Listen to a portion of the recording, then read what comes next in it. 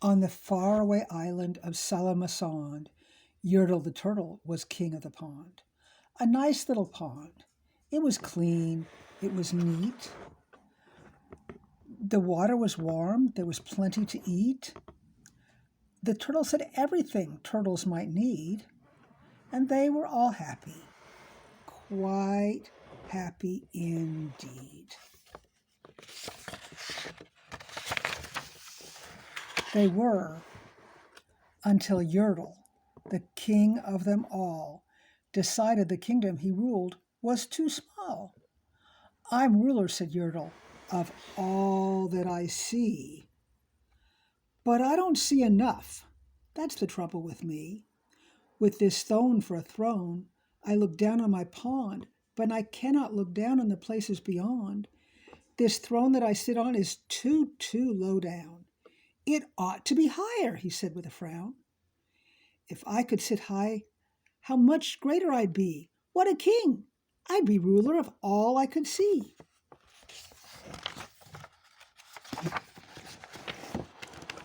So Yertle the Turtle King lifted his hand, and Yertle the Turtle King gave a command. He ordered 9 turtles to swim to his stone, and using these turtles, he built a new throne. He made each turtle stand on another one's back, and he piled them all up in a 9-turtle stack. And then Yertle climbed up. He sat down on the pile. What a wonderful view! He could see most a mile.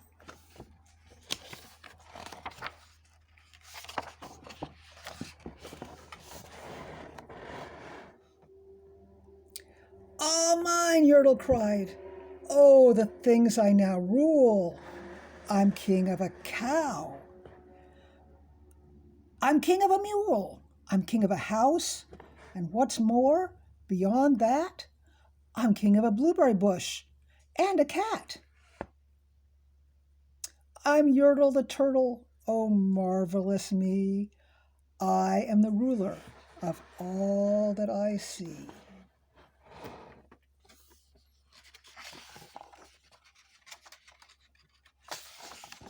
And all through that morning he sat there up high, sat there, saying over and over, a great king am I.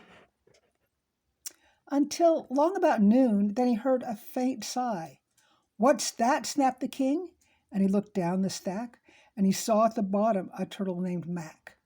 Just a part of his throne, and this plain little turtle looked up and said, Beg your pardon, King Yertle. I've pains in my back and my shoulders and knees. How long must we stand here? Your Majesty, please. See poor Max down there all getting tired. Silence! The king of the turtles barked back. I'm king, and you're only a turtle named Mac. You stay in your place while I sit here and rule. I'm king of a cow, and I'm king of a mule. I'm king of a house and a bush and a cat, but that isn't all. I'll do better than that. My throne shall be higher, his royal voice thundered. So pile up more turtles. I want about 200.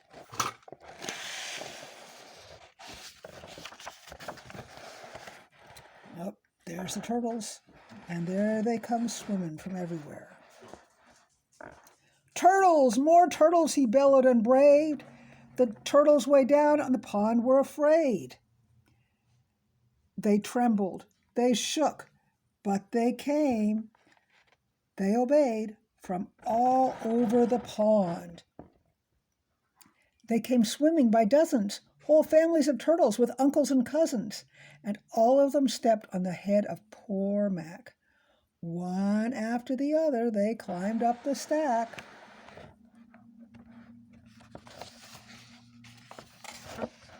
Then Yertle the turtle was perched up so high he could see 40 miles from his throne in the sky. Hooray! Shouted Yertle.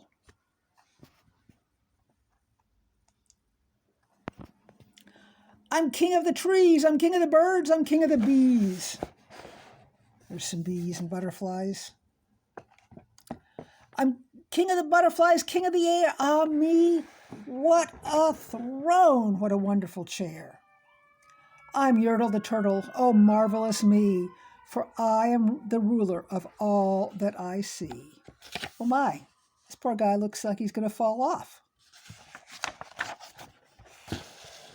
Then again, from below, in the great heavy stack, came a groan from the plain little turtle named Mac. Your Majesty, please, I don't like to complain, but down here below, we are feeling great pain. I know up on top you're seeing great sights, but down at the bottom we too should have rights. We turtles can't stand it. Our shells will all crack. Besides, we need food. We are starving, groaned Mac. You hush up. Your mouth, howled the mighty King Yertle. You've no right to talk to the world's highest turtle. I rule from the clouds, over land, over sea. There's nothing, no nothing, that's higher than me. There's his whole stack. But while he was shouting, he saw with surprise that the moon of the evening was starting to rise up over his head in the darkening skies. What's that? Snorted Yertle. Say, what is that thing that dares to be higher than Yertle the king? I shall not allow it. I'll go higher still. I'll build my throne higher. I can and I will. I'll call some more turtles. I'll stack them to heaven. I need about 5,607.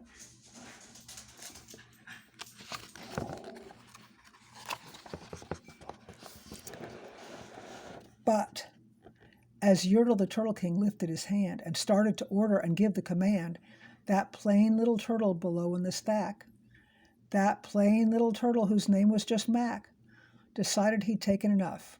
And he had. And that plain little lad got a little bit mad. And that plain little Mac did a plain little thing. He burped. And his burp shook the throne of the king.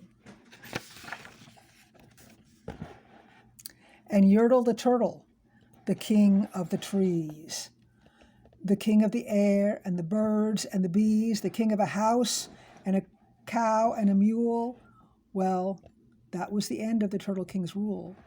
For Yertle, the king of Salamasond, fell off his high throne and fell plunk in the pond.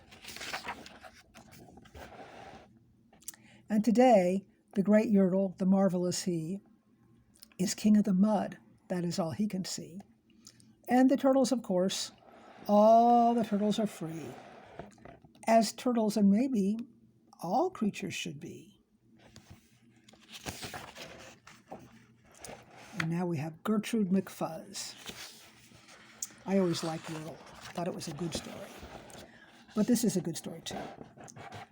There once was a girl bird named Gertrude McFuzz, and she had the smallest plain tail ever was. One droopy droop feather. That's all that she had. And oh, that one feather made Gertrude so sad.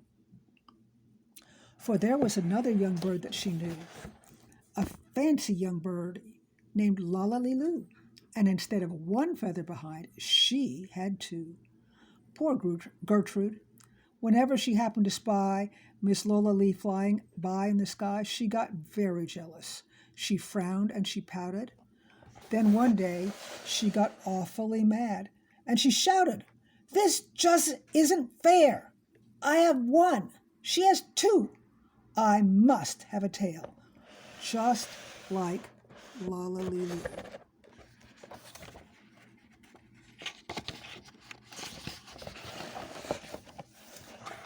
So she flew to her uncle,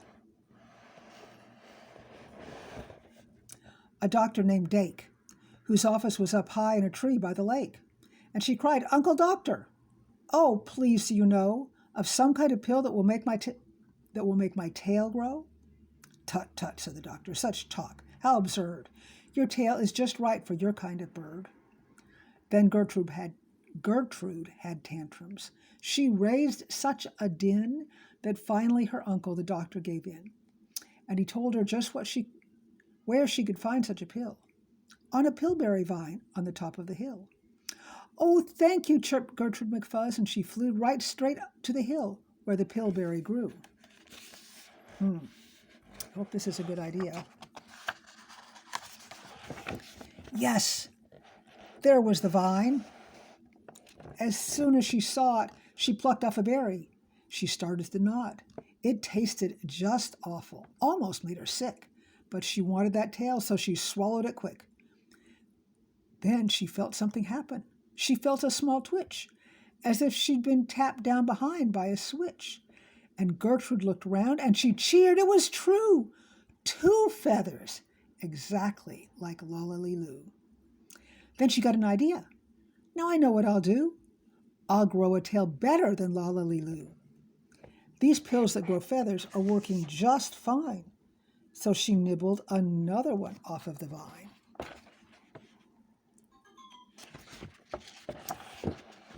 She felt a twitch, and then Gertrude yelled, "Whee! Miss Lala has only just 2, and I have 3. When Lolly-Loo sees this beautiful stuff, she'll fall right down flat on her face, sure enough. She'll fall right down flat on her face, sure enough, because it's beautiful stuff. I'll show her who's pretty, I certainly will. Why, I'll make my tail even prettier still." She snatched at the berries that grew on that vine. She cobbled down 4, 5, 6, 7, 8, 9. And she didn't stop eating young Gertrude McFuzz till she'd eaten 3 dozen. That's all that there was. That's greedy. Then her feathers popped out. Oh my goodness, look at that. Feathers and feathers and feathers and feathers. With a zing, they blossomed like flowers that bloom in the spring, all fit for a queen. What a sight to behold! They sparkled like diamonds and gumdrops and gold, like silk, like spaghetti, like satin, like lace. They burst out like rockets all over the place. They waved in the air, they swished in the breeze, and some were as long as the branches of trees. And still they kept growing.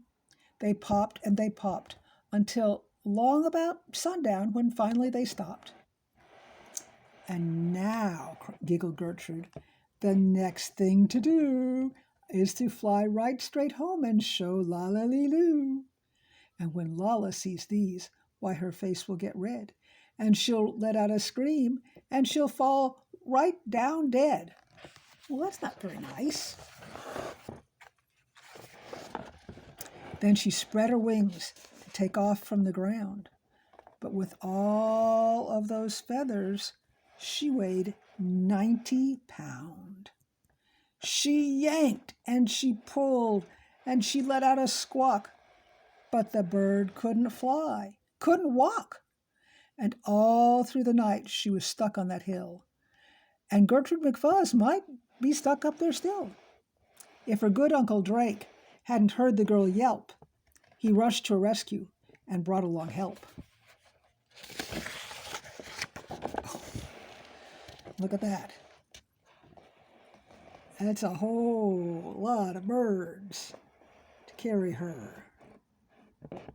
To lift Gertrude up almost broke all their beaks, and to fly her back home it took almost 2 weeks. And then it took almost another week more to pull out those feathers. My, Gertrude was sore. Oh my, can you imagine having all those feathers pulled out? It does not sound fun. And finally, when all the pulling was done, Gertrude behind her again had just one. That one little feather she'd had as a starter, but now that's enough, because now she is smarter. Here's another story I used to like a lot. The Big Brag. The rabbit felt mighty important that day on top of the hill in the sun where he lay. He felt so important up there on that hill that he started in bragging, as animals will, and he boasted out loud as he threw out his chest. Of all the beasts in the world, I'm the best. On land and on sea, even up in the sky, no animal lives who's better than I. I don't know, that looks bad. What's that? Growled a voice that was terribly gruff. Now, why do you say such ridiculous stuff? The rabbit looked down and he saw a big bear. I'm the best of the beasts, said the bear, and so there. You're not, snapped the rabbit. I'm better than you. Pooh, the bear snorted. Again, I say, pooh. You might talk mighty big, Mr. Rabbit, that's true. But how can you prove it? Just what can you do? Thought the rabbit. Now what can I do? He thought and he thought. Then he finally said, Mr. Bear, do you see these 2 ears on the top of my head? My ears are so keen and so sharp and so fine. No ears in the world can hear further than mine. They are pretty big. The bear has kind of little ears. Humph, grunted the bear. He looked at each ear. You looked at each ear. You say they are good, said the bear with a sneer. But how do I know just how far they can hear? I'll prove, said the rabbit. My ears are the best. You sit there and watch me. I'll prove it by test. Then he stiffened his ears till they both stood up high, pointed straight up at the blue of the sky. He stretched his ears open as wide as he could. Shh! I'm listening, he said as he stood. He listened so hard that he started to sweat, and the fur on his ears and his forehead got wet.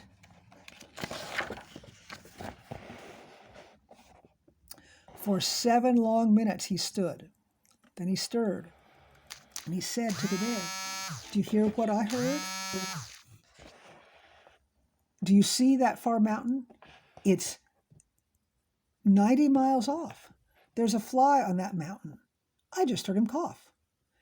Now that fly, right up there, that fly on the mountain, now the cough of a fly, sir, is quite hard to hear when he's 90 miles off, but I heard it quite clear. So you see, bragged the rabbit, it's perfectly true that my ears are the best, so I'm better than you. The bear for a moment just sulked as he sat, for he knew that his ears couldn't hear things like that. This rabbit, he thought, made a fool out of me. Now I've got to prove that I'm better than he. So he said to the rabbit, You hear pretty well. You can hear 90 miles, but how far can you smell? I'm the greatest of smellers, he bragged. See my nose? This nose on my face is the finest that grows. My nose can smell anything, both far and near. With my nose I can smell twice as far as you hear. You can't, snapped the rabbit. I can, growled the bear, and he stuck his big nose way up in the air. He wiggled that nose, and he sniffed and he snuffed. He waggled that nose, and he whiffed and he whuffed. For more than 10 minutes he snaffed and he snuffed. Then he said to the rabbit, I've smelled far enough. Okay, there he is, smelling with the rabbit way over here. How come it's all blurry? Okay. Okay, there we go. And whoa, way over there. All right, said the rabbit. Come on now and tell exactly how far is that smell that you smell. Oh, I'm smelling a very small smell, said the bear. Away past the fly on that mountain out there. I'm smelling past many great mountains beyond, 600 miles or more to the edge of a pond.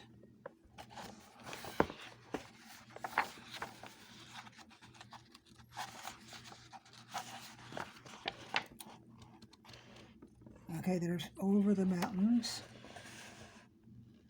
And way out there, by that pond you can't see, is a very small farm. And the farm is a tree. On the tree is a branch, on the branch is a nest, a very small nest, where 2 tiny eggs rest, 2 hummingbird eggs, 1/2 an inch long. But my nose, said the bear, is so strong, so wonderfully strong. My nose is so good that I smelled without fail, that the egg on the left is a little bit stale. And that is a thing that no rabbit can do. So you see, the bear boasted, I'm better than you. My smeller's so keen that it just can't be beat.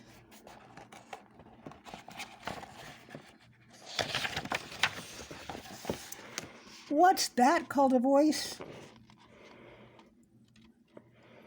from way down by his feet. The bear and the rabbit looked down at the sound and saw an old worm crawling out of the ground. Now, boys, said the worm, you've been bragging a lot. You both think you're great, but I think you are not. You're not half as good as a fellow like me. You hear and you smell, but how far can you see? Now, I'm here to prove to you big boasting guys that your nose and your ears aren't as good as my eyes.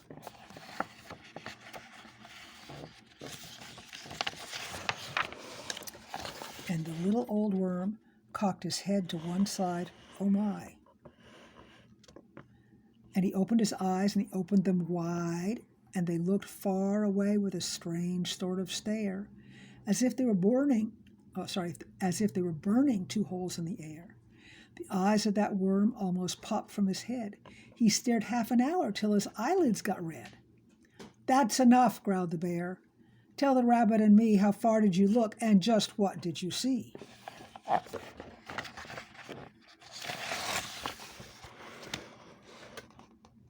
There they are, and there. He's seeing. Well, boys, said the worm, that look that I took was a look that looked further than you'll ever look. I looked across the ocean, way out to Japan, for I can see farther than anyone can. There's no one on earth whose eyesight that's finer. I looked past Japan. Then I looked across China. I looked across Egypt, and then took a quick glance across the 2 countries of Holland and France. Then I looked across England and also Brazil. But I didn't stop there. I looked much further still. That's interesting how his sight can curve around the world like that.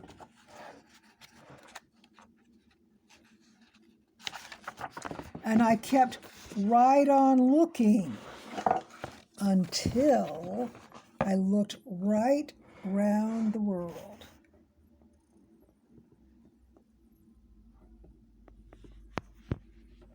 And back to this hill. And I saw on this hill, since my eyesight's so keen, the 2 biggest fools that have ever been seen. And the fools that I saw were none other than you, who seem to have nothing else better to do than sit here and argue who's better than who.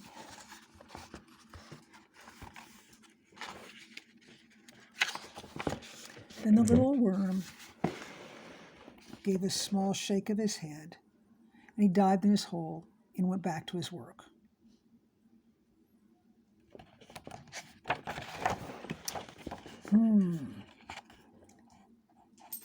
I wonder if any of them could hear or see or smell that far. And there's the turtles swimming happily again. All right, bye.